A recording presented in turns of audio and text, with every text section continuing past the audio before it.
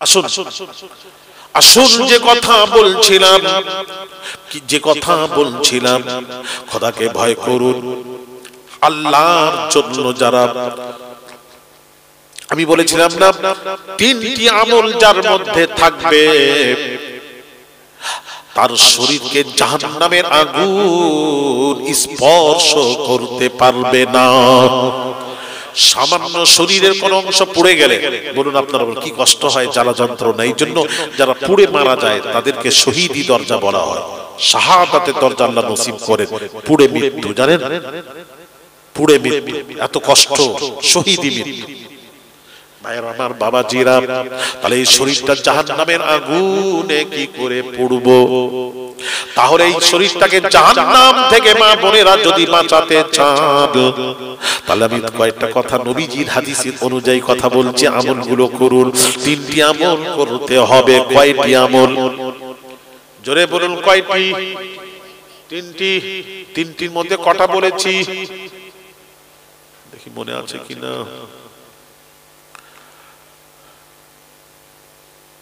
আর একটা জলসা হচ্ছে নাকি? লা ইলাহা ইল্লাল্লাহ হচ্ছে, যে শুনতে পাচ্ছি। জলসা নাকি এমনি জিকিরের মজলিস? আচ্ছা আচ্ছা ভাইরা আমার বাবাজিরা, ঠান্ডা পড়েছে খুব। হুজুর বললেন তাড়াতাড়ি আপনি যান, উঠে পড়ুন, জলসা বেশিক্ষণ করা যাবে না, প্রচন্ড ঠান্ডা পড়েছে। ভাইরা আমার বাবাজিরা, তাহলে বাবাজি তিনটি আমল, তিনটি আমলের মধ্যে শুনে শুনে ভালো করে এগুলো করবেন। আমলটা বলে যাই, করবেন, ভালো লাগলে করেন, আমার কর্তব্য পৌঁছে দিই, করবেন করবেন না করবেন আপনাদের ব্যাপার, একটু পৌঁছে দিই। আল্লাহ নবী বলেন ওয়াইনুন বাকাত মিন খাশিয়াতিল্লাহ। নাম্বার 1, আল্লাহর নবী বলেন যে আল্লাহর ভয়ে ক্রন্দন করে, আল্লাহর জন্য গভীর রাত্রিতে উঠে চোখের পানি ছেড়ে কাঁদে। রব্বুল আলামিন, গুনাহগার, গুনাহ করেছি মাবুদ ক্ষমা করে দাও। রাত্রিতে যারা যারা কাঁদে, যারা কাঁদে আল্লাহর জন্য, যারা সারা দিন কাঁদতে থাকে, আল্লাহর জন্য ক্রন্দন করতে থাকে, নাম্বার 1 বেশি বেশি করে কাঁদবেন বাবা। দুনিয়া হাসার জায়গা নয়, কাঁদার জায়গা। নবীজি বলেন বাক্কা বিইশতিয়াকিল মাওলা ফালাহুল জান্নাতুল মাওয়া। আমার নবীজি বলছেন যারা দুনিয়ায় বেশি পরিমাণ কাঁদবে তার বাসস্থান বেহেশত হয়ে যাবে। এই জন্য বেশি বেশি কাঁদুন, এই আমলটা করুন। 2 নম্বর আমল ওয়াইনুন সাহারাত ফি সাবিলিল্লাহ, আর রাত্রিতে জেগে আল্লাহর ইবাদত করুন। নির্জন রাত্রিতে সবাই ঘুমিয়ে পড়বে, আপনি উঠে আল্লাহ নির্জনে ওযু করে মুসাল্লায় বসে আল্লাহর ইবাদত করুন, করে হাত তুলে আল্লাহর কাছে ক্রন্দন করুন, কাঁদতে থাকেন নিজের গুনাহকে স্মরণ করে। মা বোনেরা, আমরা গুনাহগার, পাপিষ্ট গুনাহগার। রাত্রিতে সারাত জেগে ইবাদত করে আল্লাহর দরবারে কাঁদুন। ইমামে আযম আবু হানিফা রাস্তা দিয়ে চলে যাচ্ছিলেন, কিছু মানুষরা বলা কোয়া করছে ইনি নু'মান বিন সাবিত আবু হানিফা যাচ্ছেন, প্রতিদিন 500 রাকাত নফল নামাজ পড়েন, আদায় করেন। ইমামে আযমের কানে যখন পড়ল, ইমামে আযম আবু হানিফা থরথর করে কাঁপছেন, হায় রে, আমি তো 300 রাকাত নামাজ পড়ি, মানুষেরা জানে 500। ভাইরা আমার বাবাজিরা, তাহলে প্রতিদিন 500, আর পরের দিন থেকে 500 রাকাত নামাজ শুরু করে দিলেন। আবার রাস্তা দিয়ে চলে যাচ্ছেন, লোকেরা বলা করছে নু'মান বিন সাবিত আবু হানিফা যাচ্ছেন, প্রতিদিন 700 রাকাত নফল নামাজ আদায় করতেন। ইমামে আযম আবু হানিফার কানে যখন আওয়াজ পড়ল, নু'মান বিন সাবিত আবু হানিফা ভয়ে থরথর করে কাঁপছেন, হায় রে, আমি তো পড়ি 500, লোকেরা জেনে গেছে 700। আল্লাহ জিজ্ঞেস করলে কি উত্তর দেব? নু'মান বিন সাবিত আবু হানিফা ওই ভয়ে প্রতিদিন 700 রাকাত নফল নামাজ আদায় করতেন। ঈশা ওযু করতেন, ওই ওযুতে 40 বছর ফজরের নামাজ আদায় করেছেন। আর নামাজটা কিভাবে পড়েছেন এদিকে তাকান, ইমামে আযম আবু হানিফা ঘরের পাশে এক ইহুদির বাড়ি। ইহুদি দেখতো, ভাইরা আমার, বাবাজি ইহুদির বাড়ি। ইহুদির ছেলে বলল, বাবা ওই যে একটা গাছ দাঁড়িয়ে থাকতো, গাছটা দাঁড়িয়ে থাকতো রাত্রিতে অন্ধকারে, তখন তো যে বাতি টাতি ছিল না রে বাবা, অন্ধকার দেখা যেত, একটা গাছ দাঁড়িয়ে থাকতো, দেখতে পাচ্ছি না কেন? ইহুদি বলছে, বাবারে ওটা গাছ নয়, ওটা তো নু'মান বিন সাবিত আবু হানিফা নামাজ আদায় করতেন, মনে হতো একটা গাছ দাঁড়িয়ে আছে, নড়াচড়া করতেন না, হিলাধুলা করতেন না, উড়ন্ত পাখিরা এসে বসতো। এমন ভাবে নু'মান বিন সাবিত আবু হানিফা নামাজ আদায় করেছেন। আল্লাহু আকবার কাবীরা। নামাজ পড়বেন, নামাজের মতো নামাজ পড়ুন, নামাজের মতো নামাজ পড়ুন। ওই নামাজটা, নামাজের মতো একটা নামাজ আছে, ওই নামাজটা পড়ার কথা আল্লাহ বলেছেন। আমরা যে নামাজ পড়েছি ও নামাজ নয়, ও নামাজ নয়, নামাজের মতো নামাজ পড়তে হবে। আমি আপনাদেরকে নামাজি যারা আছে তাদেরকে একটা প্রশ্ন করব, উত্তর দেবেন। নামাজ কয় প্রকার?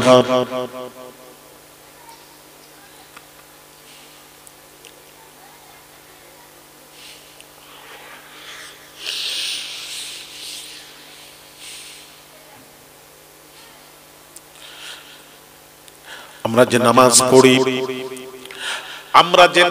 পড়ি, বাবাজি নামাজ পড়বেন, নামাজের মতো নামাজ পড়বেন। নামাজটা কেমন নামাজ হতে হবে, কেমন নামাজ পড়বেন, নামাজটা কেমন পড়বেন? ভাইরা আমার, বাবাজিরা, নামাজ হলো, একটু শেখাবো আপনাদেরকে। আমার কথা বলছি না, সব হাদিস শরীফ। আমি কেন বলবো? নবীর হাদিসটা আপনাদের সামনে তুলে ধরছি। আল্লাহ নবী কি বললেন? কি বলে হাদিস? আনতা আবুদাল্লাহা কান্নাকা তারাহু ফাইন লাম তাকুন তারাহু ফাইন্নাহু ইয়ারাকা। আল্লাহর নবী বলেন, আল্লাহর নবী পাক জবানের পাক কথা নবীজি বলছেন, তোমরা আল্লাহর ইবাদত করো। আল্লাহ ইবাদতের জন্য তোমাদের সৃষ্টি করেছেন। আল্লাহ আমাদেরকে সৃষ্টি করেছেন ইবাদতের জন্য। যিনি ইনসানকে ইবাদতের জন্য আল্লাহ সৃষ্টি করেছেন। তোমরা যখন আল্লাহর ইবাদত করবে, আনতা আবুদাল্লাহা কান্নাকা তারাহু, এমন ভাবে আল্লাহর নামাজ পড়বে যেন আল্লাহকে দেখছো। আল্লাহকে দেখে নামাজ পড়ো, আল্লাহকে দেখে নামাজ পড়ো। নবীজি বলছেন, আল্লাহকে দেখে নামাজ পড়ো। নামাজটা কেমন হবে? আল্লাহকে দেখে নামাজ পড়বেন। আনতা আবুদাল্লাহা কান্নাকা তারাহু, আল্লাহকে দেখে নামাজ পড়ো। তাহলে ওই নামাজটা কেমন হবে? আল্লাহকে দেখে নামাজ পড়া মানে নামাজটা বুঝতে পারছেন কেমন হবে? মশা বসলেও মারা যাবে না, মাছি বসলেও মারা যাবে না। আর আমাদের মাছি বসছে, টুপি খুলে যাচ্ছে, নামাজ পড়তে টুপি পরে নিচ্ছে। আমি মক্কা শরীফে দেখেছি, হজ পাকে গিয়ে দেখছি, দেখেন নামাজ হচ্ছে, ইমামের পেছনে নামাজ হচ্ছে, কাবার ইমামের পেছনে দেখেন আস্তে করে পকেট থেকে কোরআন শরীফ নিয়ে নামাজ। একজনের মোবাইল এলো, দেখেন পেন্টু থেকে মোবাইলটা বের করে দেখেন,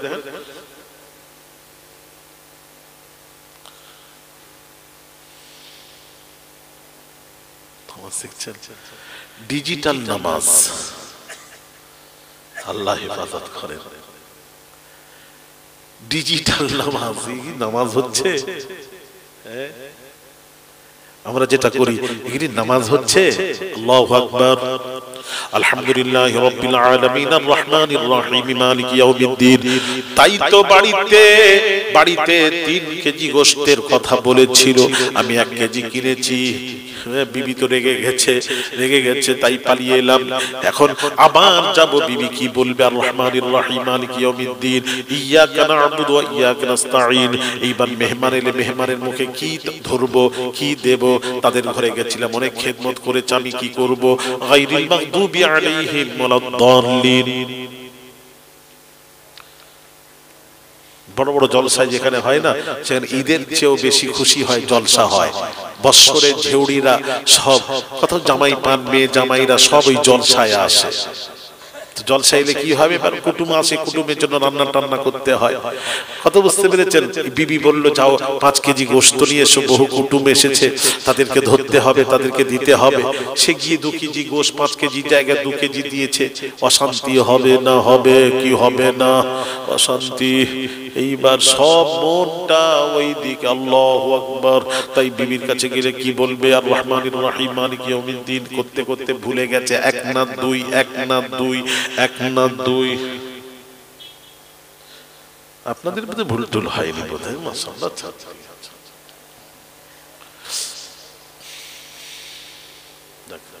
হলে যা উত্তর পেতাম, হয়নি। হ্যাঁ হয়। আচ্ছা তখন কি করো? ব্যাস হয় যখন বলেছেন নিশ্চয়ই নামাজি যারা, তারা তো নিশ্চয়ই মাসলা টাসলা জেনে শুনেই তো নামাজে যায়। তখন কি করেন একটু উত্তর দেবেন।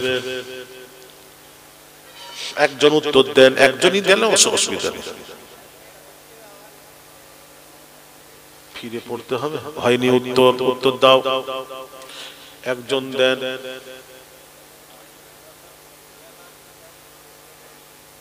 খেয়াল নাই, বলছি যে মনে নামাজে সাজদা গিয়ে ভুলে গেলেন, সাজদা গেছেন গিয়ে ভুলে গেছেন, 1 না 2, বসবো না দাঁড়াবো, বসবো না দাঁড়াবো, 1 না 2, এরকম।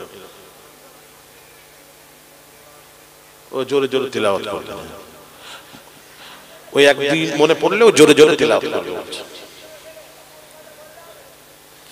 সর্বনাশ হয়েছে আল্লাহ, কি সিলসিলার, সত্যি অবাক কথা। আপনাদেরকে নিয়ে খুব দুঃখজনক, খুব দুঃখজনক। আমার কষ্ট হচ্ছে আমার আপনাদের অবস্থা দেখে।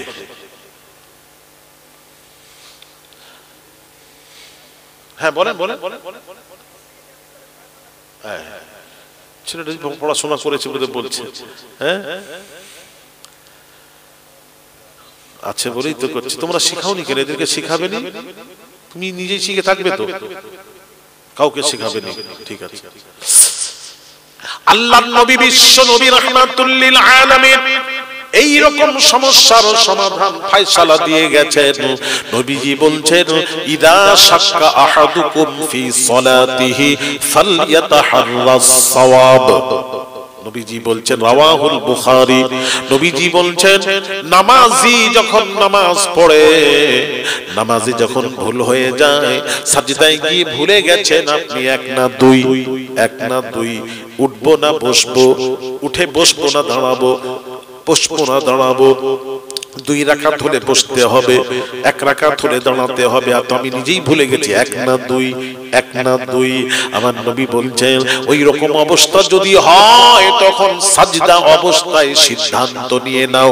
কয়েক সেকেন্ডের মধ্যে সিদ্ধান্ত নাও, যে কোনো একটা সিদ্ধান্ত নাও। সিদ্ধান্ত যদি নাও 1, তাহলে 2 রাকাতের সাজদা থেকে উঠে দাঁড়িয়ে যাও, 2 রাকাতের জন্য দাঁড়িয়ে যাও। আর যদি সিদ্ধান্ত নাও এটাই 2, তাহলে উঠে বসে যাও, বসে সালাম ফিরাও।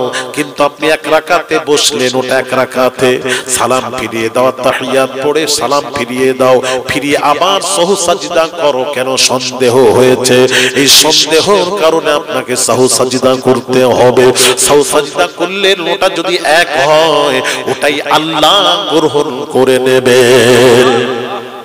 এটাই হলো ফয়সালা। এবার বুঝতে পেরেছেন? কথা বলেন না বাবা, তৌলিয়া বলা বলো না, বুঝতে পেরেছেন? আপনি বলেন তো কিরাত পড়ব না, আপনি যদি সাজদায় গিয়ে কিরাত পড়তে আরম্ভ করেন তো মুশকিল হয়ে যাবে, ওখানে নামাজ মারামারি শুরু হয়ে যাবে। খবরদার কিরাত পড়বেন। কিরাত নয়, সিদ্ধান্ত নিতে হবে, ফয়সালা মনে মনে। আমার সেও না, আমি কি করব, সাজদায় বলবো আমি কি করব, ভুলে গেছি 1 না 2, ওই রকম করলে তো লোকজন মারধর করতে আরম্ভ করবে। সব খুলে বলে দিচ্ছি আপনাদের, মনে মনে মনে মনে সিদ্ধান্ত নেবেন। নবী বলেছেন, এখানে কিয়াস করো, মনে মনে সিদ্ধান্ত নাও, সিদ্ধান্ত নাও যে কোনো একটা। যদি 1, তাহলে 2 রাকাতে উঠে যাও। যদি 2 মনে করো, তাহলে উঠে বসে যাও। তবে সাও সাজদা দিতে হবে। সন্দেহ হয়েছে, সন্দেহের কারণে সাও সাজদা। মাশাআল্লাহ, বোঝাতে পারছি বোধহয়। ভাইয়ের আমার, হ্যাঁ কি বলছেন? কিছু বলো না তো হাজি সাহেব, কিছু বলছেন? যেই হোক, কি ভুলটা বলেন, কি ভুল করেছেন? হ্যাঁ হ্যাঁ, পেতের হোক, ফরজ হোক, সুন্নাত হোক, নামাজ যখন পড়বেন তখন ভুল হলে এরকম করবেন, নামাজে ভুল হলে। ভাইরা আমার, বাবাজিরা, বাবাজি কথা বুঝতে পেরেছেন? ও সোনার যুবকেরা, বাবাজিরা, এই জন্য বলবো সমস্ত সমাধান নবীজি দিয়ে গেছেন, সব সমাধান নবীজি দিয়ে গেছেন, ইমামে আজম আবু হানিফার মাসলার সামনে রেখে দিয়ে গেছেন। ভাইরা আমার, বাবাজিরা, নামাজ পড়বেন কেমন করে? আনতা'বুদাল্লাহ কান্নাকা তারাহু, এমন ভাবে নামাজ পড়বেন যেন আল্লাহকে দেখছেন, আল্লাহকে দেখছেন। ইমামে গাজ্জালি নামাজ কাকে বলে শুনুন, একটু শুনুন। ইমামে গাজ্জালি বড় ভাই মুহাম্মদ গাজ্জালি ছোট ভাই ইমাম বড় ভাইয়ের পেছনে নামাজ পড়েননি, বড় ভাই ছোট ভাই বড় ভাইয়ের পেছনে নামাজ পড়েননি। সকলেই এসে বলল, সকলেই বলে ইমাম মুহাম্মদ, ইমাম আবু হামিদ, ইমামে গাজ্জালি বড় ভাইয়ের পেছনে নামাজ পড়ে না। সমালোচনা শুরু হয়ে যায়। মা ডেকে বলে, বেটা, ছোট ছেলেকে ডেকে বলে, বেটা, তোমার ভাই এত বড় ইমাম, ইমাম মুহাম্মদ গাজ্জালির পেছনে তুমি নামাজ পড়ো না কেন?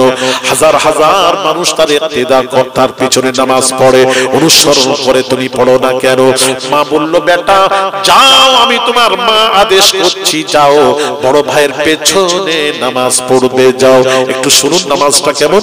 বড় ভাইয়ের পেছনে নামাজ পড়বে, যাও, নামাজ পড়বে, যাও।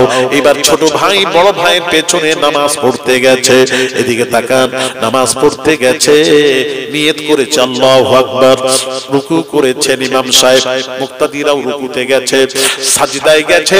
ইমাম আবু হামিদ গাজ্জালি ছোট ভাই সাজদায় গিয়ে সাজদা ছেড়ে, নামাজ ছেড়ে পালিয়ে গেছে।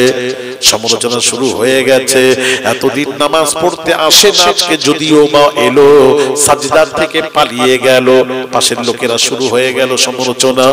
এইবার বড় ভাই ইমাম সাহেব, বড় ভাই ইমাম সাহেব মায়ের কাছে গিয়ে নালিশ করলো, মা, আমার ছোট ভাই এতদিন নামাজ পড়ে না, ভালো ছিল, আজকে আপনার আদেশে পড়তে গেল, কিন্তু নিয়ত করেছে, রুকু করেছে, সাজদায় গিয়ে সাজদা ছেড়ে, নামাজ ছেড়ে পালিয়ে গেছে। লোকেরা খারাপ বলছে, মা, আমার ভাই এই রকম করে কেন জানি না।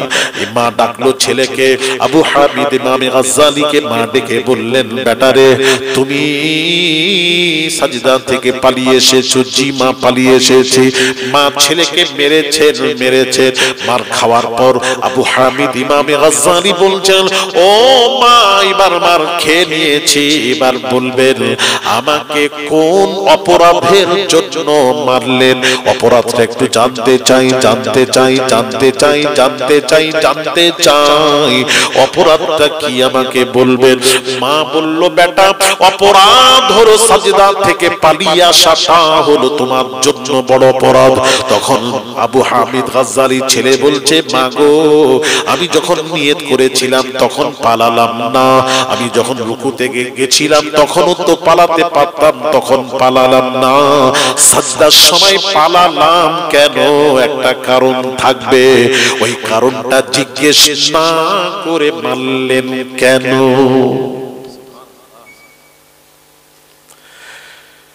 কারণটা শুনবেন না?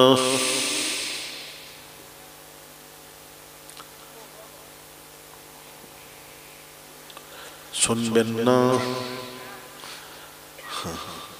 কবে? পহেলা চৈত্র। তার মানে এরা পহেলা চৈত্র যাবে না। আরে সিরাজ হুজুরও থাকবে রে বাবা, হুজুরও যদি তোমাদের হুজুর থাকে, তোমরা থাকবে না কেন? কি হুজুরকে ভালো, আমাকে ভালোবাসতে হবে, হুজুরকে ভালোবাসো তো আসো। তবে ওখানে যাবেন, এখানে বলছি এটার মানে নয় যে ওখানে বাদ দেবেন, মেদিনীপুরে যাবেন, ওর কি ব্যাপার আছে বলবো মেদিনীপুরে, বলছি একটু শুরু। আমার পর আমার ভাগনা উঠবে, জানেন তো, মৌলানা সাউদ সিদ্দিকী সাহাব পীরজাদা, ছেলেদের মধ্যে খুব নাম কামিয়েছে আলহামদুলিল্লাহ, আল্লাহ শুকর। পড়াশোনা করেছে, স্টাডি আছে ভালো।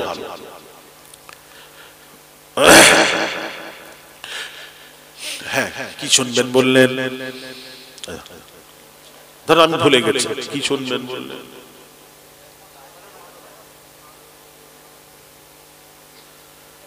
সাজদাতে পালানো, মনে রাখবে, মনে রাখবে, ভুলবেন। সাজদা থেকে কেন পালিয়ে গেলাম, একটা কারণ তো থাকবে, কারণটা জিজ্ঞেস না করে মানলেন কেন? মা বলছে ঠিক আছে বেটা, কারণটা কি বলো? আচ্ছা, কি কারণে পালিয়েছে? তখন ছেলে বলছে, এবার কথাটা শুনুন, নামাজ কাকে বলে। ছেলে বলছে, আম্মু আমি তো আল্লাহর নামাজ পড়তে গেছিলাম। নামাজ হলো আল্লাহর, নামাজ কার? আর আস্তে, নামাজ কার? পুলিশ ঘোরাঘুরি করছে কিন্তু আস্তে পড়ে, জোরে পড়লে নামাজ আল্লাহ, ইবাদত হয় আল্লাহ, এটা বান্দার হয় না। নামাজ আল্লাহ, আমি আল্লাহর নামাজ পড়তে গেছিলাম। ছেলে বলছে মাকে, মা আমি নিয়ত করেছি আল্লাহর জন্য, রুকুতে গেছি আল্লাহর জন্য, সাজদায় গেছি আল্লাহর জন্য। আমি যখন সাজদায় গেছি, আমার বড় ভাই ইমাম সাহেব সাজদায় গিয়ে তালাকের কথা চিন্তা করছিলেন। তালাকের কথা, কি তালাক? স্বামী বলেছে, স্বামী, ওনার কাছে একটা মসলা এলো, স্বামীকে ইমাম সাহেবের কাছে এলো, স্বামী বলেছে, এই বিবি তুই 15 দিন সময় দিলাম, এমন একটি ইবাদত কর যে ইবাদতটা তুই যে সময় করবি পৃথিবীর কেউ যেন ওই ইবাদতটা না করে। ওই ইবাদত কর, যদি না করিস তোর উপর 3 তালাক।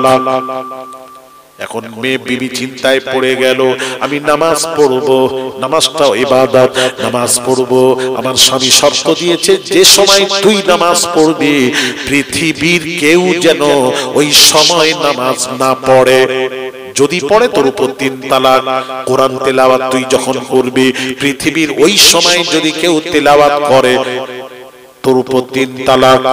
দুরূদ পড়লে, কেউ পড়লে তোর উপর তালাক।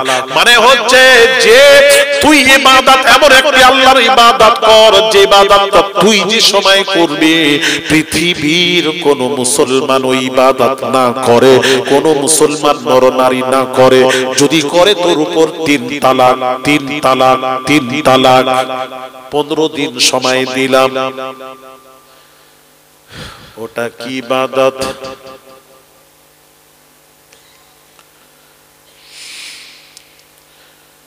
কি ইবাদত? মৌলানা সাহেব কি ইবাদত? আচ্ছা, একটু সময় দিচ্ছি, একটু নয়, একদম পহেলা চৈত্র পর্যন্ত সময় দিচ্ছি, অসুবিধা নেই। ভাইরা আমার, বাবাজিরা, ইমামে গাজ্জালি বড় বড় ইমাম সাহেবকে এই প্রশ্ন করেছে তালাকের, আর উনি নামাজে গিয়ে সাজদায় ওই তালাকের কথা চিন্তা করছিলেন। ছোট ভাই মুক্তাদি, ছোট ভাই বলছে, আম্মু আমি তো আল্লাহর নামাজ পড়তে গেছিলাম, আমি নিয়ত করেছি আল্লাহর জন্য, রুকুতে গেছি আল্লাহর জন্য, সাজদায় গেছি আল্লাহর জন্য, আর আমার বড় ভাই সাজদায় গিয়ে তালাকের কথা চিন্তা করছে, দুনিয়ার তালাকের কথা। তো আল্লাহর নামাজে দুনিয়ার তালাক আসবে কেন? আম্মু, ও আম্মু, যতক্ষণ আল্লাহর নামাজ হয়েছে ততক্ষণ শামিল ছিলাম, যেই দুনিয়ার কথা নামাজে এসে গেছে আমি নামাজ ছেড়ে পালিয়ে এসেছি, ওটা তো নামাজ নয়, তাই ছেড়ে চলে এসেছি। জোরে বলুন, বুঝতে পেরেছেন? এবার ছোট ভাই জানলেন কি করে? বড় ভাই ইমাম সাহেব, ইমাম সাহেব যে তালাকের কথা চিন্তা করছেন, ছোট ভাই তো মুক্তাদি, মুক্তাদি ইমামের খবর জানলেন কি করে? প্রশ্ন। যাক, অনেক প্রশ্ন আছে, ওদিকে প্রশ্ন করে গেলে আবার তখন ওয়াজিব ভুলে যাব। থাক, মোটামুটি এই বোঝাচ্ছি। আমার ওয়াজ বুঝতে পারছেন? ভাল লাগেনি বলে বুঝতে পারছি, আমি তো বুঝতেই পাচ্ছি, তো আমি তো শ্রোতা দেখলে বুঝি, দাড়ি পেকে গেছে ওয়াজ করে করে, শ্রোতা দেখলেই বুঝি কোন শ্রোতা কিভাবে ওয়াজটা গ্রহণ করছে, বোঝা যায়। কথা বুঝতে পেরেছেন? যাই হোক, যতটা বুঝেছেন, অনেকেই বুঝতে পারছেন, অনেকেই বুঝতে পারছেন না। যাই হোক, মোটামুটি মা কখন, মা কেমন কি বলছে জানেন? মা বলছে, ছোট ভাই জানলেন কি করে? প্রশ্ন। হাদিস শরীফে চলে যান, আল্লাহর নবী, বিশ্ব নবী রাহমাতুল লিল আলামিন হুজুরের সাথ করেন, আল্লাহর নবী বলেন, ইত্তাকু ফিরাসাতাল মুমিনি ফাইন্নাহু ইয়ানজুরু বিনুরিল্লাহি তাআলা। আল্লাহর নবী বলেন, আল্লাহ ওয়ালাদেরকে ভয় করো, আল্লাহ ওয়ালাদেরকে ভয় করো, কারণ আল্লাহ ওয়ালারা আল্লাহর নূরের ভেতর দিয়ে দেখতে পান। সুবহানাল্লাহ বলবেন? ঠিক আছে, না না বলবেন। আল্লাহর ওলিরা জানতে পারেন ফারাসাতের দ্বারায়, অন্তর্চক্ষু দিয়ে জানতে পারেন। জানতে পেরেছেন? তখন মা জনম দুঃখিনী মা, কেমন মা, কেমন মা, ইমাম গাজ্জালির মা কেমন মা গো, আমাদের মতো মা নন। মা বলছে, বেটা তুমিও তো আল্লাহর নামাজ পড়তে গেছিলে, তুমিও তো আল্লাহর নামাজ পড়তে গেছিলে, তুমি আল্লাহ থেকে মনটা ঘুরিয়ে ভাইয়ের দিকে, ইমামের দিকে নিয়ে গেলে কেন? তুমি মনটা ঘুরিয়ে ওদিকে নিয়ে গেলে কেন? তুমি তো আল্লাহর নামাজ পড়তে গেছিলে। ব্যাস, মাও ধরেছে, মায়ের মতো মা, তুমি মনটাকে নিয়ে গেলে, তোমার তো মন ওই দিকেই থাকবে, আল্লাহর দিকে। তাহলে নামাজ হলো এইরকম, নামাজ পড়ুন, আল্লাহকে দেখে নামাজ পড়ুন। জামানার বড় ওলি জুনেদ বাগদাদি, জামানার বড় ওলি জুনেদ বাগদাদি এমন সময় নামাজ পড়বেন, নামাজ পড়বেন, ওযু করছেন, এমন সময় নামাজে দাঁড়াবেন, আসরের নামাজ পড়বেন, আসরের নামাজ পড়বেন, এমন সময় একটা তরুণ, একটা যুবক মাথায় কাঠের বোঝা নিয়ে এসো বাবাজি জুনেদ বাগদাদিকে বলছেন, হুজুর একটু দাঁড়িয়ে যাবেন, দাঁড়িয়ে যাবেন, আমিও আপনার সাথে জামাতে নামাজটা আদায় করব। জুনেদ বাগদাদি অপেক্ষা করছেন। ওই তরুণ যুবকটা জঙ্গল থেকে কাঠ কেটে নিয়ে এসেছে, এইবার কাঠের বোঝাটার নামে ওযু করতে গেছে। জামানার বড় ওলি জুনেদ বাগদাদি অন্তর চক্ষু দিয়ে দেখছেন যুবকটা কেমন, অন্তর চক্ষু দিয়ে দেখলেন যুবকটি একজন আল্লাহর ওলি।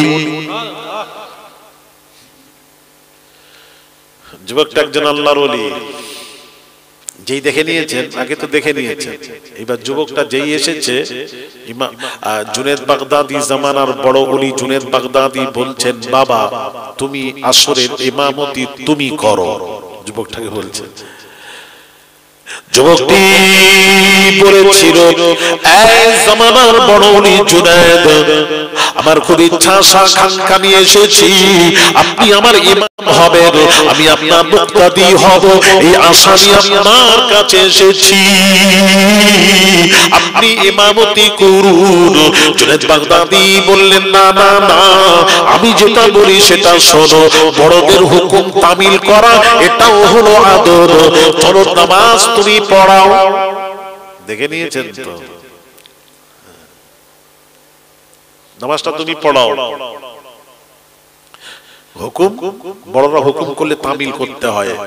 আপনারা অনেকেই মুরিদরা জানেন না তো, হুজুর দিচ্ছে, না না দিচ্ছে, হুজুর খেতে দিচ্ছে, পাশে বসে আছে, হুজুর দিচ্ছে, না না হুজুর খেয়ে এসেছে, এটা বেয়াদব। আল্লাহর ওলিরা পীরজাদারা দিলে নিয়ে নেবেন, নিতে হয়। আমি মেজে হুজুর কিবলার কাছে যতবার গেছি, হুজুর বলতেন, তোমার তো বোন আছে সিরাজ সিদ্দিকী, তোমার বোনাই আছে, তুমি তো ওখানে গিয়ে খাবে, আমার কাছে খাবে। যখনই বলতেন হুজুর খাবার কথা, আমি বললাম, কোন বোন টোন রাখেন হুজুর, আমি আপনার কাছেই খাবো। কি ভালোবাসতেন, কি দোয়া করেছেন, কি নিয়ামত চলে গেছে, সোনা নিয়ামত সব ছিলেন তারা আল্লাহর ওলি। আল্লাহু আকবার, কি নিয়ামত। পানি জাহাজে চাপাচ্ছেন মুজাদ্দিদুজ্জামান, চাপিয়ে বললেন, আমি ইলমের জাহাজকে সমুদ্রের উপর ভাসিয়ে দিলাম। কি নিয়ামত শোনা, আল্লাহ তাকে কি দিয়েছেন।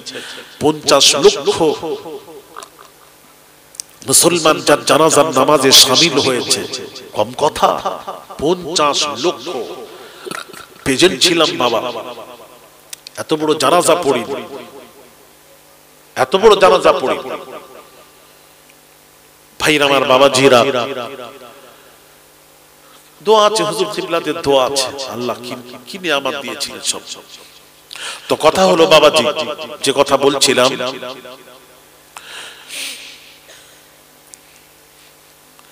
কথা বলছিলাম, বড়রা হুকুম করলে বড়দের হুকুম তামিল করা দো, না করবেন না, নিয়ে নেবেন, তাদেরই তো খুন দিচ্ছে, নিয়ে নেবেন। জুনেদ বাগদাদি বলছেন, বাবা তুমি ইমামতি করো, বড়রা হুকুম করেছে।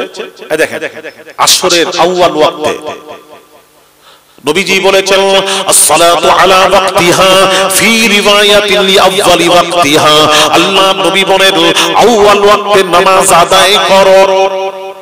নামাজটা আউয়াল ওয়াক্তে নামাজ আদায় করবে, আসরের নামাজ আউয়াল ওয়াক্তে। আল্লাহু আকবার, দাঁড়িয়ে গেছে, নামাজ হচ্ছে।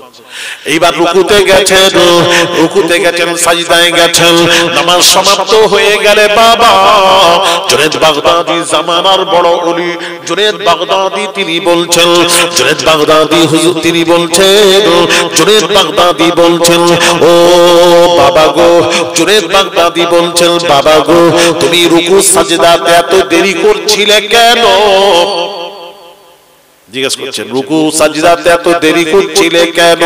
আর একটু দেরি হলে মাগরিবের ওয়াক্ত চলে আসতো, বাবা এত দেরি করছিলে কেন? জুনেদ বাগদাদিকে উত্তর দিচ্ছেন ছেলেটি, হুজুর আমি যখন রুকুতে যাই, রুকুতে গিয়ে তাসবিহ পড়ি সুবহান রাব্বিয়াল আযীম, সুবহান রাব্বিয়াল আযীম, সুবহান রাব্বি বলে দাঁড়িয়ে থাকি, অপেক্ষা করি সাজদায় গিয়ে সুবহান রাব্বি বলে দাঁড়িয়ে থাকি, যতক্ষণ না আমার আল্লাহ বলছেন সুবহান রাব্বি বলে আমি অপেক্ষা করি, যতক্ষণ না আল্লাহ বলছেন লাব্বাইক লাব্বাইক লাব্বাইক, ওই বান্দা আমি হাজির, আমি উপস্থিত, আমি হাজির, এই কথা শোনা না পর্যন্ত আমি রুকু সাজদার দ্বিতীয় তাসবিহগুলি আদায় করতাম না, যার জন্য রুকু সাজদাতে এত দেরি হয়েছে। আরেকটু জোরে তাদের নামাজ দেখছেন,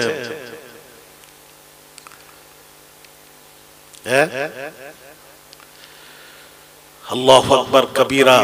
সাহাবী যখন নামাজ পড়তেন জানেন, নামাজে দাঁড়াতেন, এমন ভাবে দাঁড়াতেন মনে করতেন নামাজে দাঁড়ালে কেমন করে পড়বেন জানেন, মনে করবেন পুলসিরাতের উপর দাঁড়িয়ে রয়েছে, ডান দিকে জান্নাত, বাম দিকে জাহান্নাম, পুলসিরাতের উপর দাঁড়িয়ে রয়েছি।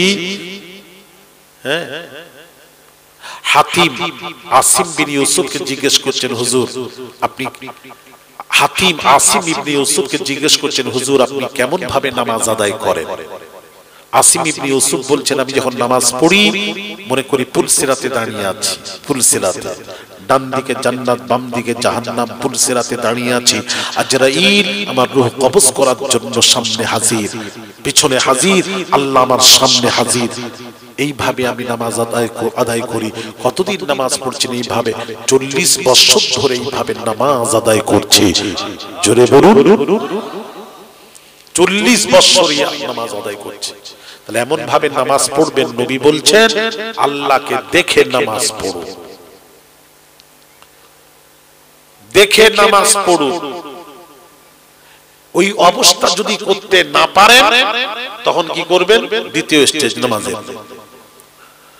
ফাইল্লাম তাকুল তারাহু, ওই অবস্থা যদি নামাজে তৈরি করতে না পারেন, এই অবস্থা নামাজের মধ্যে করতে হবে আল্লাহ আমাকে দেখছে।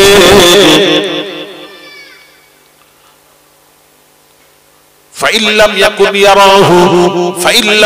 ইয়ারাহু, ওই অবস্থা করতে না পারলে এই অবস্থা তৈরি করো আল্লাহ তোমাকে দেখছে, আল্লাহ তোমাকে দেখছে। এইভাবে নামাজি নামাজ আদায় করবে। কোরআন, আল্লাহর কোরআন কি বলছে? আল্লাহর কোরআন বলছে ইন্নাস সালাতা তানহা আনিল ফাহশাই ওয়াল মুনকার। আল্লাহ পাক বলছেন নিশ্চয়ই নামাজ খারাপ কাজ থেকে বিরত রাখে, দূরে রাখে। প্রকৃত যারা নামাজি, নামাজ পড়ে, তারা কখনো মিথ্যা কথা বলতে পারে না, পারে না, পারে না, পারে না, পারে না।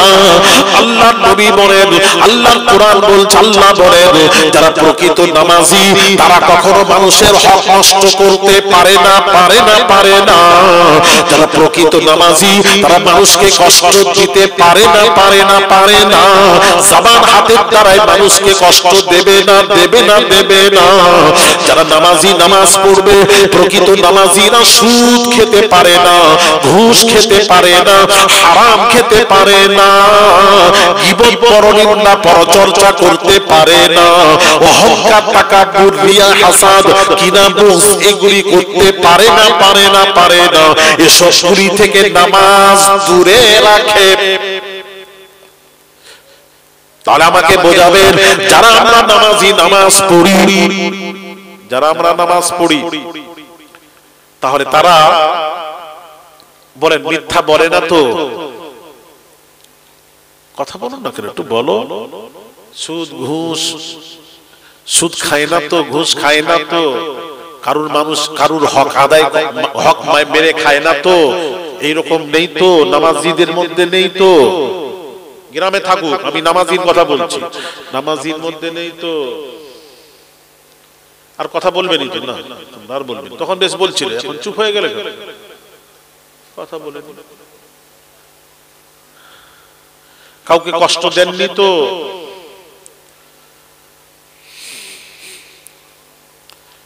কথাও না।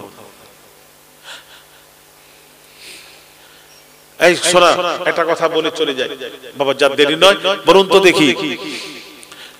হ্যাঁ, হক হক মেরে খাবেন না, হক।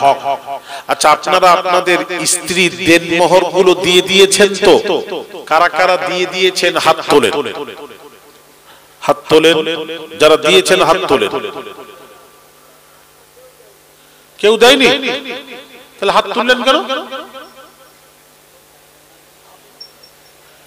কি কথা বুঝতে পারেন? দেনমোহর, বিয়ের সময় যে দেনমোহর ধার্য হয়েছিল দিয়ে দিয়েছেন তো? কি দিয়েছেন?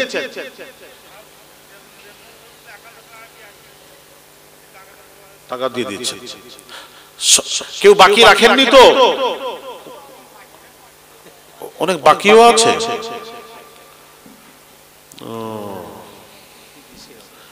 বাকি বেশি হবে, ও বাকিও রেখে দিয়েছেন এখন, মাশাআল্লাহ। তাহলে একটু মাসলাটা হাদিস শরীফটা নবীজির বলবো তো নাকি? যদি বলেন বলবো তাহলে বলি, না হলে রাগারাগি করবেন না আমার উপর। নবীর হাদিস বললে রাগারাগি করলে কিন্তু আমার মেজাজ গরম হয়ে যাবে। হ্যাঁ হ্যাঁ হ্যাঁ, আমি যদি আমার নিজের মন গড়া কিছু কথা বলি তখন রাগলে অসুবিধা নেই। আর যদি নবীর হাদিস বলি চুপ করে শুনবেন, আর হ্যাঁ বাড়িতে গিয়ে আদায় করে দেবেন, শুনবেন। ভুলটাকে সংশোধন করুন। সংশোধন আমরা না বললে শিখবেন কোথা থেকে? ওই জন্য তো বলছি, তাও আপনাদের অনুমতি নিয়ে বলছি। যদি দেন তাহলে বলি, তাহলে রাখেন, অন্যদিকে চলে যাবে। কি করব বলেন? বলবো? হ্যাঁ, মাশাআল্লাহ, অনুমতি পেয়ে গেছি।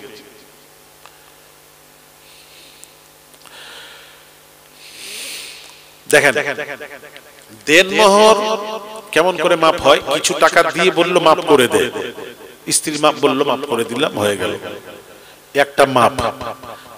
কথা বুঝতে পেরেছেন? আর একটা পানের একটা খিল্লি দিয়ে, পান দিয়ে মাপ করিয়ে নিল। কথা বুঝতে পেরেছেন? এইভাবে মাপ করি না। অনেকে তো মাপ তো দূরের কথা, তো বুঝেই নি দেনমোহর ধার্য হয়েছে, ও বিবিকে টাকাও দেয় না। আর অনেকে কি করছে, জমি দেয়, টাকার বদলে জমি, দেনমোহরের পরিবর্তে জমি দিয়ে দেয়। এরকমও আছে, এরকম মজলিস আছেন, জমি দিয়ে দিয়েছেন, আছেন, হাত তোলেন। ওই তো জমি দিয়েছেন, একজন আছে, জমি দিয়েছেন তো? হ্যাঁ, জমি দিলে আদায় হবে, আদায় হবে। তবে একটু শুনুন, কথাটা শুনুন, রাগ করবেন না। হাদিস শরীফ বলছি, নবীজি বলছেন জমি দিয়েছেন, ভালো আদায় হবে, কিন্তু কিন্তু কিন্তু জমির ফসলটা স্বামীর জন্য খাওয়া হারাম, হারাম, হারাম। যা লেগে গেল। আমি পূর্বেই বলেছিলাম আমাকে ঘাটাবেন নি, জিজ্ঞেস করবেন নি দেন মোহরের মশলা। হ্যাঁ, হারাম। তাহলে যারা খাচ্ছেন, আমি আর জিজ্ঞেস করবো না ডাইরেক্ট, যারা খাচ্ছেন বুঝে নিন সে হারাম খাচ্ছে।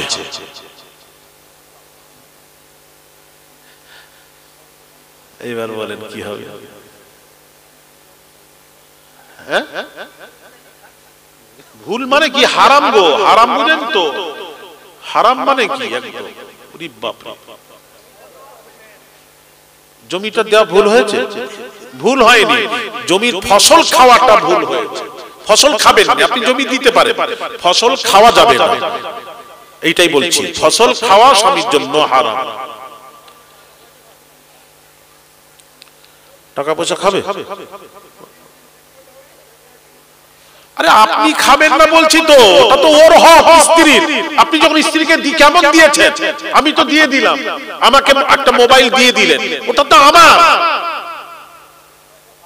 আপনি যখন আমার হয়ে গেল তখন তো আর দাবি রাখতে পারবেন না, আমি মোবাইলটার উপর দাবি রাখতে পারবো না। ওইটাই বোঝাতে যাচ্ছি। সে কি করবে, লিজ দিবে না দিবে, তুমি তার হয়ে লিজ দাও, টাকাটা যা পাবে সব বিবি পাবে। 1 টাকা তার থেকে খরচা করতে পারবেন না, পারবেন না। 1 টাকা তার থেকে নিয়ে খেতে পারবেন না। হারাম, হারাম, হারাম। কখন খাবে? খাবেন কখন? আপনি বলবেন না খাবো না, ওটা তোর, আমি খাবো না, তোর প্রাপ্য, তোর হক, তোর হক নষ্ট করব না। এখন স্ত্রী যদি স্বইচ্ছায় যদি বলে, স্বামী গো আমি আপনাকে অনুমতি দিচ্ছি, ফসলটা খেতে পারবেন, আপনি খাবেন না। স্ত্রী যদি স্বইচ্ছায় কোন স্বামীকে বলে খেতে পারবেন, তখন খেতে পারবেন, তার আগে নয়। এবার পরিষ্কার হলো? হ্যাঁ, অনুমতি না দিলে খাওয়াটা হারাম হবে, খেতে পারবে না নয়, হারাম। এটা হলো মাসলা।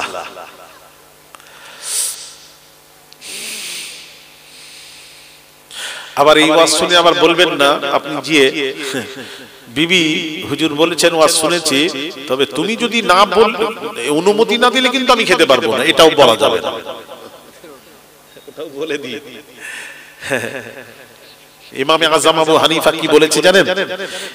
ইমামে আযম আবু হানিফা হুজুর বলছেন, মাসলাটা শুনুন, জুমার দিনের মাসলা কি বলছেন? ইদা খারাজাল ইমামু ইয়াউমাল জুমআতি তারাকান নাসুস সালাতা ওয়াল কালামা হাত্তা ইয়াফরুগু মিন খুতবাতিহি।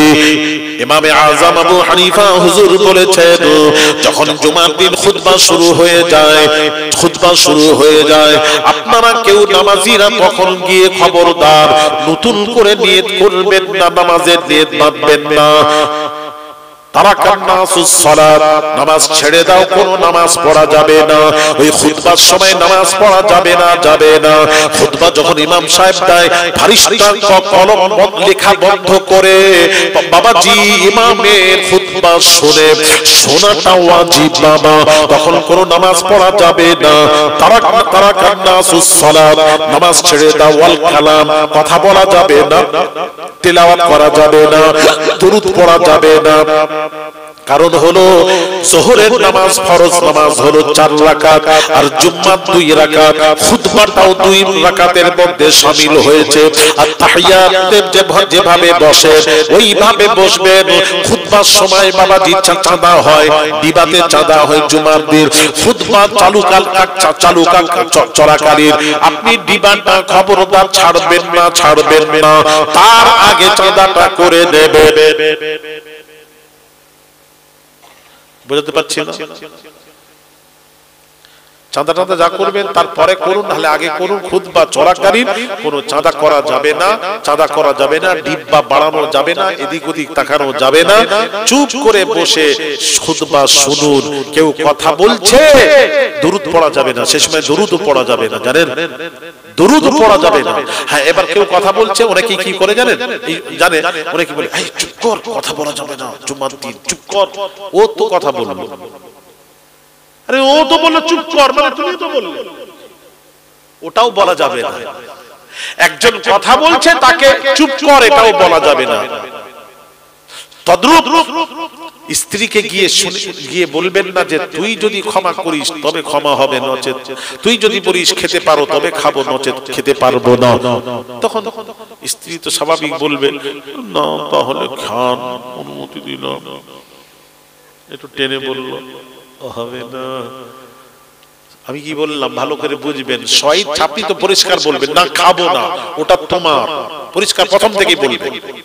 তারপর যদি জোর করে কোন স্ত্রী স্বইচ্ছায় যদি বলে আমি খুশি করে বলছি স্বামী গো আপনি খাবেন, তখন খাবেন, তার আগে নয়।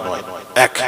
2 নম্বর হলো বাবাজি, যারা মাফ করিয়ে দিয়েছে মাফ হবে না, হবে না, হবে না।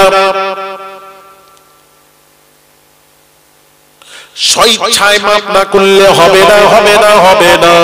বাবাজি যারা মাফ করিয়ে নিয়েছেন তাদের হবে না, আপনি করিয়েছেন হবে না। তো স্ত্রী স্বইচ্ছায় দেয় না, স্বইচ্ছায় তো মাফ করেন আপনি, বলার পর সে বললো আচ্ছা মাফ, স্বইচ্ছায় হলো না, মাফ হবে না। এইভাবে যদি আপনি দেনমোহর যদি না দিয়ে বিবির সাথে মেলামেশা করেন, আল্লাহর নবীর হাদিসটা শুনুন, নবীজি বলছেন লাকিয়াল্লাহু ইয়াউমাল কিয়ামাতি ওয়া হুয়া জানির। এই আল্লাহর নবী বলেন ওই অবস্থায় কোন স্বামী যদি মারা যায় ওই স্বামীটাকে কিয়ামতের দিন জিনাকারীর কাতারে তাকে দাঁড় করানো হবে। যারা ব্যভিচার জিনা করেছে তাদের একটা লাইন হবে, হবে, সেই সাথে তাকে দাঁড় করানো হবে। যে দেনমোহর নিজের তরফ থেকে মাফ করিয়ে নিয়েছে অথবা দেয় না, সে জিনাকারীর কাতারে তাকে দাঁড়াবে, দাঁড় করানো হবে।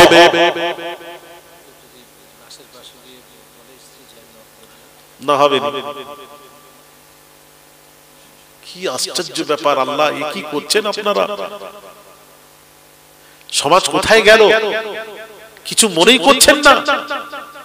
দেনমোহরটাকে এরা মনেই করে না, আশ্চর্য ব্যাপার, মাথায় কাজ করছে না।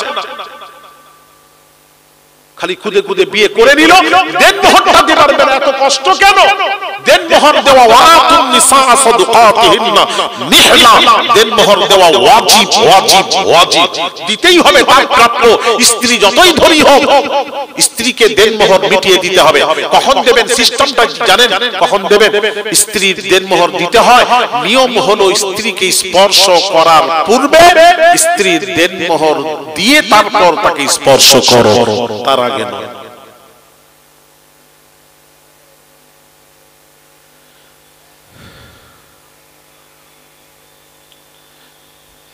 আচ্ছা, আমরা হলাম আদম সন্তান, আদম সন্তান। আমরা হালালি সন্তান না হারামি সন্তান? উত্তর দেবে।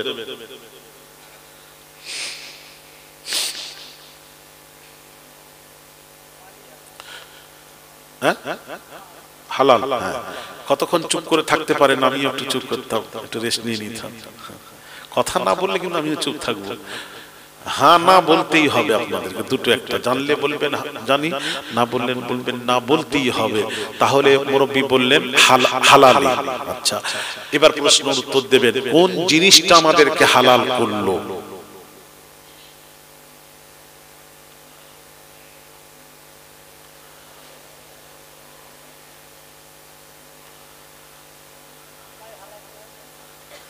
আল্লাহ করেছে কোন জিনিসটা, যেমন দেনমোহর দিলে তারপর স্পর্শ করো, মানে টাকা, যে টাকাটা 10,000 5,000 যে টাকাটা দেনমোহর ধার্য হয়েছে, টাকাটা দিলে তারপর হালাল। আল্লাহ তো হালাল করলো, কিভাবে কোন জিনিসের পরিবর্তে হালাল করলো ওইটাই বলতো। আদম সন্তান যে হালাল হলো কোন জিনিসের পরিবর্তে?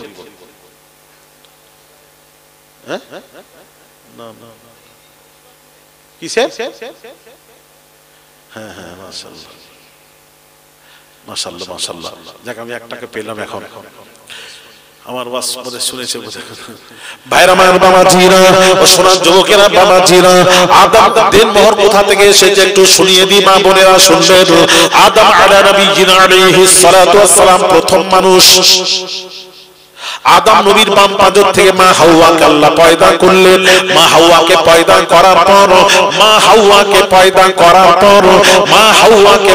করার পর বাবাজি এইবার আদম নবী হাওয়াকে স্পর্শ করতে যাচ্ছেন। আল্লাহ বললেন কিফ, দাঁড়িয়ে যাও আদম। হাওয়াকে স্পর্শ করার পূর্বে হাওয়ার দেনমোহর আদায় করে দাও, করে দাও, করে দাও। যদি দেনমোহর আদায় না করো তোমার সন্তান হালাল সন্তান হবে না, সন্তান হালাল হবে না, হারাম হয়ে যাবে। সন্তানকে হালাল বানাও, হালাল বানাতে গেলে দেনমোহর দাও। আল্লাহ আদম নবীকে বলছেন দেনমোহর দিতে। আদম নবী কি দেনমোহর দিয়েছেন আজকে একটু শুনিয়ে দিই বাবা।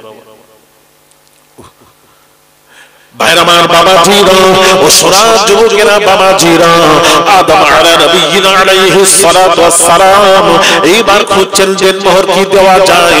কোন বস্তু পেলেন না।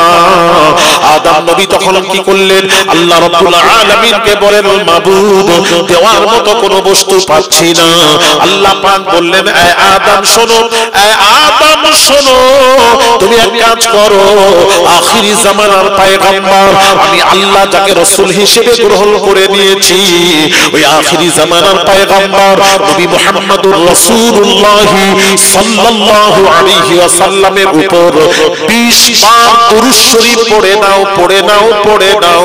ওটাই তোমার মোহরানা হিসেবে আমি আল্লাহ গ্রহণ করে দেব। আদম নবীরও দেনমোহর ছিল, ওখান থেকে দেনমোহর শুরু হয়েছে। কিন্তু আদম নবীর দেনমোহরটা ছিল দরুদ শরীফ। আমাদের নবীর উপর দরুদ পড়েছেন, ওটাই দরুদ আমাদেরকে হালাল বানালো। আদম নবীর দেনমোহর ছিল দরুদ, ওই দরুদ আমাদেরকে হালাল বানালো। আর আমরা যে বিয়ে করেছি আমাদের যে নগদ দেনমোহর 5000, 2000, 4000 যা হয়েছে ওই টাকাটা দেবে, টাকাটাই আমাদেরকে হালাল বানাবে। টাকাটা দিয়ে তাকে স্পর্শ করুন। আর যদি মাপ করিয়ে দিয়েছেন মাপ হবে না। এই জন্য কি বলছে মরে এখন স্ত্রী মারা গেছে, স্ত্রীর কবরের কাছে গিয়ে মাপ চাইলেও মাপ হবে না। তাহলে প্রশ্ন কি করে মাপ হবে? কি রাস্তা আছে? আমি রাস্তার আপনারা প্রশ্ন যখন করেননি রাখলাম, পরে আবার হবে ইনশাআল্লাহ। সবাই বলেন এই কথাবার্তা তো আপনারা বলবেন না কি গো? এগুলোকে আমার জানা দরকার নাকি? আমি তো বলে যাচ্ছি, আপনারা তো বলবেন। সকলে স্ত্রী আছে বলুন। এখন যারা ওয়াজ শুনছেন সবার সামনে স্ত্রী বেঁচে আছে, অনেক আছে, অনেক স্ত্রী মারা গেছে। এখন করণীয় কি এগুলো জানবেন না? আপনারা জানবেন না? আমি জোর করে কি গালে তুলে দেব না? আশ্চর্য ব্যাপার, তো আমার মাথায় ঢোকে না।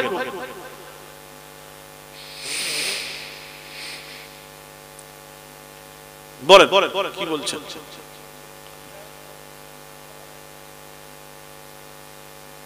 আচ্ছা এতদিন কি তোমরা জানো নাকি? কি হাজি সাহেব কথা বলেননি কেন? আপনি প্রথমে একবার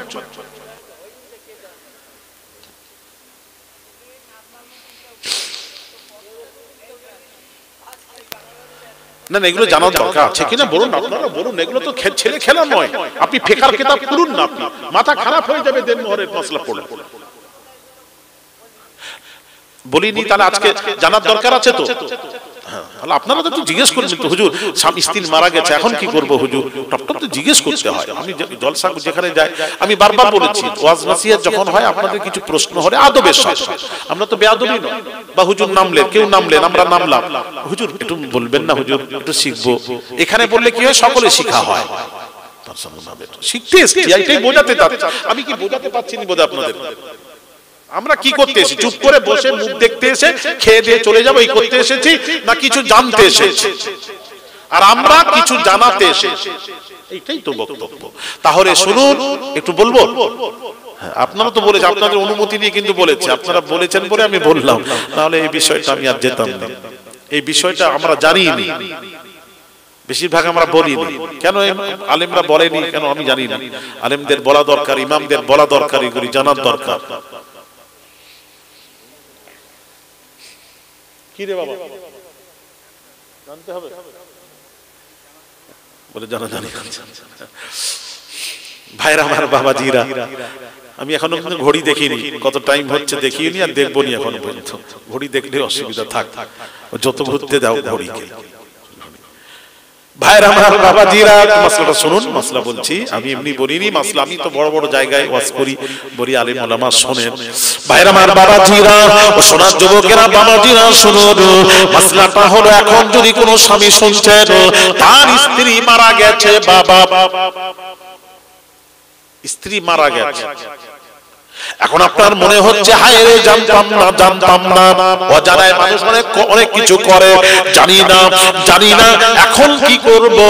একটা মানুষ অজানায় যদি বাবা রমজান মাসে অজানায় ভুল করে যদি পানি খেয়ে নেয় বা কোনো খাবার খেয়ে নেয়, অজানায় যদি খেয়ে নেয় তার রোজা হয়ে যাবে, জেনে শুনে খেলে তার রোজা হবে না। কথা বলেন না, তাই তো? অজানায় ভুল হয়েছে, আল্লাহ গফুরুর রহিম, ক্ষমা করবেন। তাহলে আমরা এখনো সংশোধনের রাস্তা আছে। হুজুর সংশোধনের রাস্তাটা বলুন না। বলছি নাক টাক বসে যাচ্ছে, খুব ঠান্ডা পড়েছে। আপনার ঠান্ডা লাগে না? কি বলেন না, আমার পা হয়ে যাচ্ছে।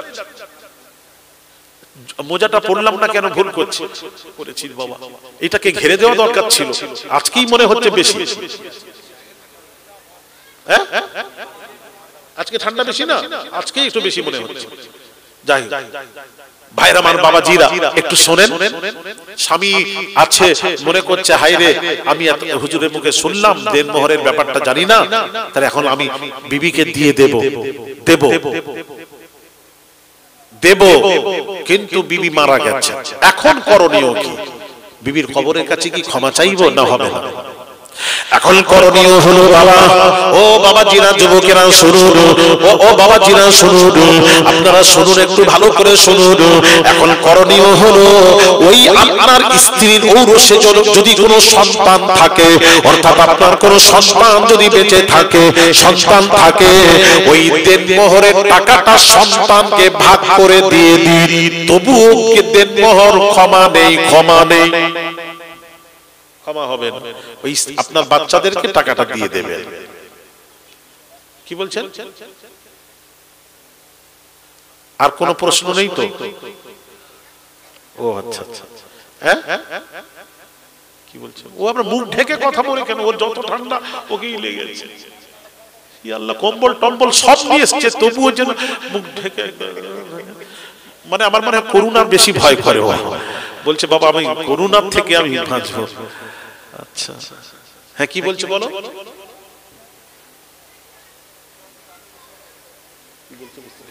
ভালো করে বলেন।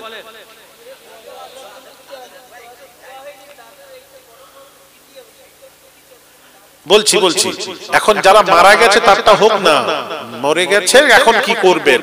তার ছেলে যদি থাকে, ওই স্ত্রীর কোনো সন্তান থাকে, ওই ঔরসে আপনি ওই টাকাটা দেনমোহরের টাকাটা ভাগ করে ফরাইজ অনুযায়ী ভাগ করে দিয়ে দেবেন। মেয়ে থাকলে মেয়েকে দেবেন, ছেলে থাকলে ছেলেকে দেবেন। মেয়ে পাবে 1 আনা, ছেলে পাবে 2 আনা, ভাগ করে ফরাইজ অনুযায়ী ভাগ করে দিয়ে দেবেন, মাপ নেই।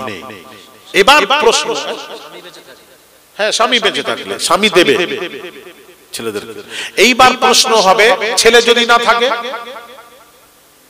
ছেলে থাকলে তো দেব, ছেলে যদি না থাকে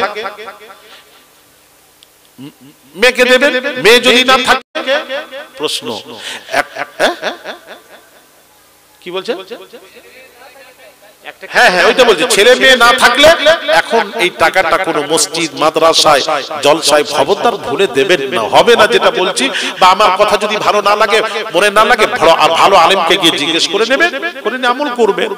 এটাই বলছি, বুঝবেন না, মাপ হবে না। স্ত্রী মারা গেছে, স্ত্রীর কোনো সন্তান, ছেলে মেয়ে কেউ নেই, তখন কি করবেন? আপনার স্ত্রীর নিকটতম আত্মীয় যে হবে, ওই আত্মীয়কে দেনমোহর টাকাটা দিয়ে দিতে হবে, তবুও মাপ নেই।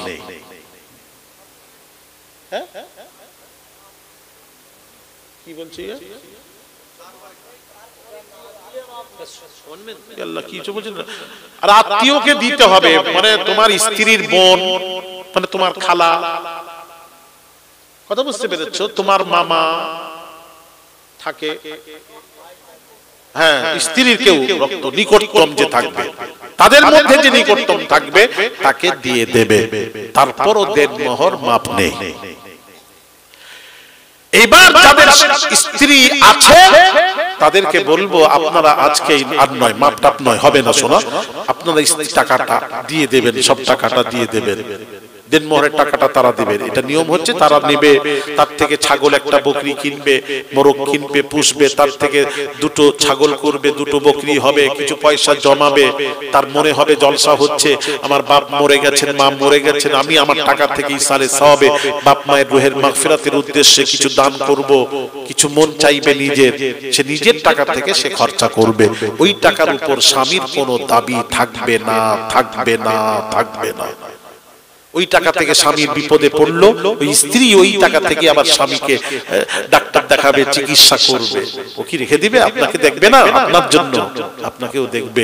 মাশাআল্লাহ, তাকবীর দেন, নারায়ে তাকবীর, আরো জোরে নারায়ে তাকবীর, নারায়ে রিসালাত, পীরজাদা হুজুর কিবলা।